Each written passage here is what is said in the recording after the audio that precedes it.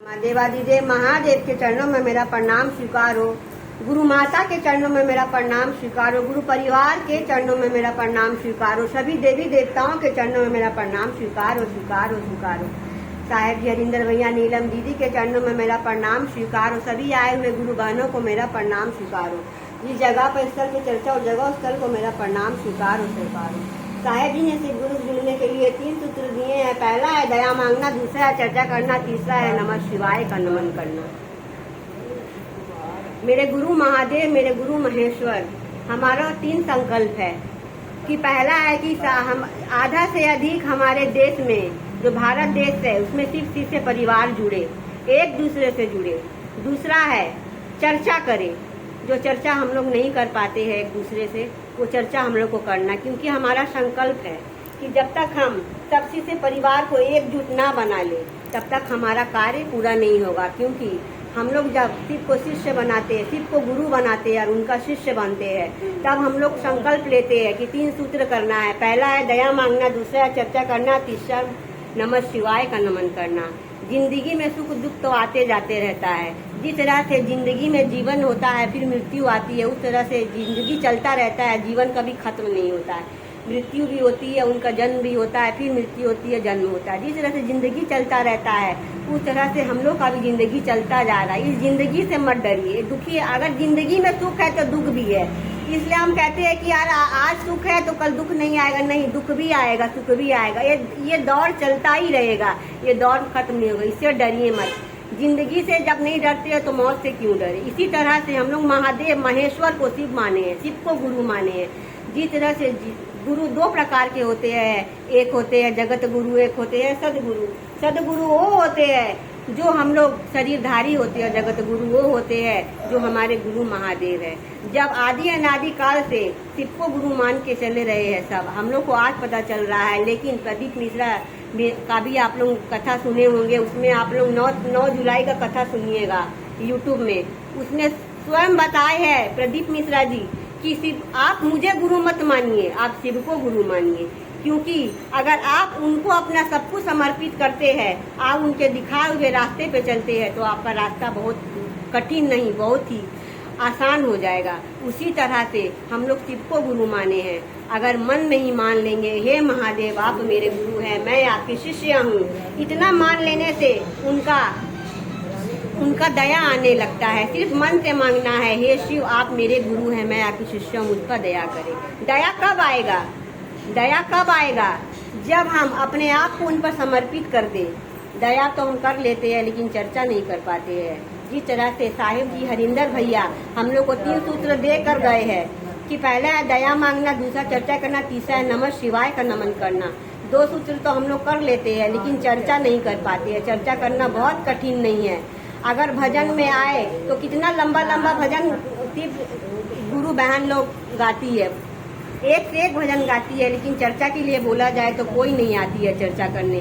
चर्चा करना इतना भी बड़ा मुश्किल का बात नहीं है। एक बार आप गुरु महादेव के चरणों को प्रणाम कीजिए और मन में आप ठान लीजिए कि हम जब दया मांग सकते हैं, जब हम नमन कर सकते हैं, तो चर्चा क्यों नहीं कर सकते। इसी तरह से उनके चरणों को प्रणाम कीजिए और उनसे दया मांगिए, वो जरूर दया करेंगे। हम लोग पे दया किए हैं, आप पर भी कर सकते हैं। इसी तरह से कहानी आपको बताती। एक ब्राह्मण था और उसकी पत्नी भी थी, उसके बच्चे नहीं थे। वो रोज नर्मदा नदी के किनारे रहते थे। रोज उन दोनों पति पत्नी रोज नर्मदा नदी में नहाने जाते, वहाँ से पूजा पाठ शिवलिंग बनाते, वहीं पूजा करते। दोनों का सारा दिन पूजा पाठ में कट जाता। जब वो थक हार के दिन दोपहर शाम में घर आते तो पंडिताइन घर में खाना बनाती, तब दोनों खाते। ऐसे करते करते उनका जीवन बीत गया, बुढ़ापा आ गया। अब तो पंडिताइन और पंडित थक गए। बोले कि नर्मदा नदी के किनारे तो जाते हैं, पूजा पाठ करते, शाम हो जाता है, इतना थक जाती हूँ कि मन नहीं करता है कि आग के घर में चूल्हा चौकी करूँ। अगर मेरा भी एक बेटा होता तो बहू होती तो घर में खाना बना के रखती और हम आकर खाते। तो पंडित जी बोले ठीक है, काम करो, जब तुम्हारा इतना बेटा का शौक है, बहू का शौक है, तो मैं तुम्हारे लिए बहू जरूर लेके आऊंगा। एक काम करो, तुम मेरे लिए भोजन बांध दो, मैं बहुत दूर के गांव में जा रहा हूँ, मेरा इंतजार मत करना, मैं आऊंगा। तो पंडिताइन बोले कहाँ जा रहे हो? तो बोले नहीं, मैं जा रहा हूँ दूसरे गाँव। पंडिताइन खाना उना बना के पंडित जी के लिए बांध देती है, वो बांध के लिए जाती है। रास्ते में एक लड़की का शादी होते रहता है तो कुछ दहेज के लिए अनबन होता है और वो शादी उसका टूट जाता है। पंडित जी वहीं रात में रुकते हैं मंदिर में। अब पंडित शादी जब रुक जाता है उसका, तो लड़की वाला जो रहता गरीब रहता है, तो लोग रोना धोना शुरू कर देता है। तो पंडित जी बोलते हैं ना कि तुम रो मत, मेरा एक बेटा है, वो घर में है, वो जैसे मैं पंडित हूँ वो भी पंडित है, वही पूजा पाठ कराता है। एक काम करो, तुम अपनी बेटी का विवाह मेरे बेटे से करवा दो। तो तुम्हारा बेटा कहाँ है? तो मेरा बेटा घर में है, मैं तुम्हारी बहू को ले जा रहा हूँ, शादी करवा के दोनों बेटा बहू को साथ में ले आऊंगा। पंडित जी बोलते हैं। तब क्या करते हो, पंडित जी उस लड़की को घर ले जाते हैं। और लड़का कहाँ से लाए? पंडित जी का तो कोई लड़का नहीं है। अब पंडित जी अब रोज जाए और वो बेचारी बहू खाना बना के घर में रखे और वो लोग शाम में रोज आकर खाए। और वो पूछे कि माँ तुम्हारी, अपनी सास से पूछे कि मेरा पति कहाँ है? तो पति है ही नहीं, तो दिखाई कहाँ से कि पति कहाँ है? तो एक रूम कमरा था, तो पंडिताइन बोली ना कि बहू एक कमरा ना मत खोलना, क्योंकि ना ये कमरा में ना बहुत साल से बंद है। तो बोलती ठीक है मादी। अब अगल बगल वाले पड़ोसी तो जलनशील होते ही है। जब पंडिताइन चले जाए तो अगल बगल वाली आके उसको कान भरे कि पता है जो बंद कमरा है ना, उसमें बहुत सारे ना सोने जवाहरात हीरे भर के रखे हैं, तुमको तुम्हारी सास दिखाती नहीं है। हाँ एक काम करना, तुम देखना खोल के। तो बोलती हाँ ऐसा बात है, हाँ ऐसी ही बात है। तब क्या हुआ कि आप पंडिताइन रोज जाए नर्मदा नदी के किनारे शिवलिंग का पूजा करे और वहाँ से पूजा पाठ करके शाम में दोनों जने आए। एक दिन जब इंतजार करने लगी कि तो एक दिन खाना नहीं बनाई, तो पंडिताइन बोली ना बहू आज खाना नहीं बनाई? बोलती मैं नहीं बनाऊंगी, आप लोग झूठ बोल के मेरे को लेकर आए हैं, अब मैं खाना वाना नहीं बनाऊंगी, मैं जा रही हूँ। तो किस लिए? तो आपका बेटा कहाँ है? आज तक तो जब से मैं बेटा अपने पति को मैंने देखा ही नहीं है और आप शादी करवाने के लिए लेकर आए। तो पंडित जी बोलते हाँ मेरा बेटा बाहर गया है, आ जाएगा। तो फिर वो लोग खाना उस दिन नहीं खाते हैं, सो जाते। फिर दूसरा दिन भी दोनों जने चले जाते हैं। तब वो क्या करती है ना, सोचती है आज रूम को खोल के देखेंगे कि अंदर है क्या। तो जब रूम को खोलती है अंदर, तो देखती है कि अंदर में ना नर्मदा नदी है, वो जो रूम के अंदर बह रही है और वहाँ पे उसका लड़का, एक खूब सुंदर लड़का वहाँ पे पूजा कर रहा है। अच्छा हुआ। हाँ तब वो ना बोलती है कि आप कौन है? तो मैं पंडिताइन का बेटा हूँ।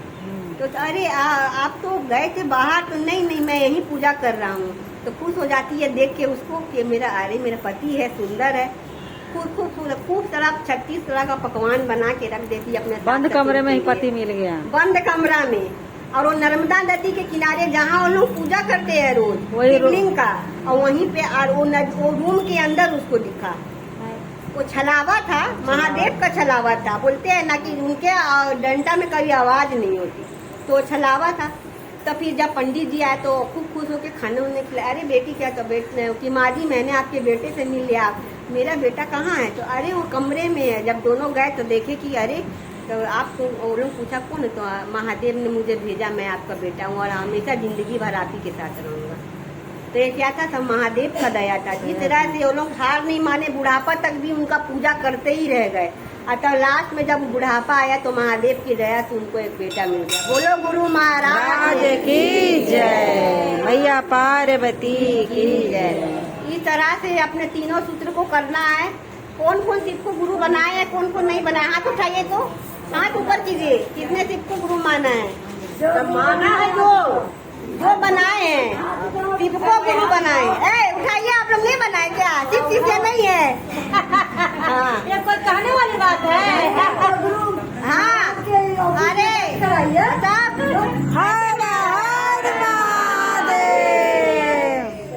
इस तरह से तीनों सूत्र का पालन करना है, उनका चर्चा करना है। बोलो गुरु महाराज की जय। मैंने जब से गुरु जी तेरा नाम लिया, अभिमान घराना छोड़ दिया।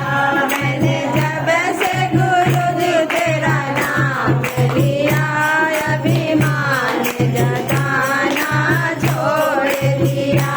अभिमान जताना छोड़ दिया। चार गुरु बैंड में बन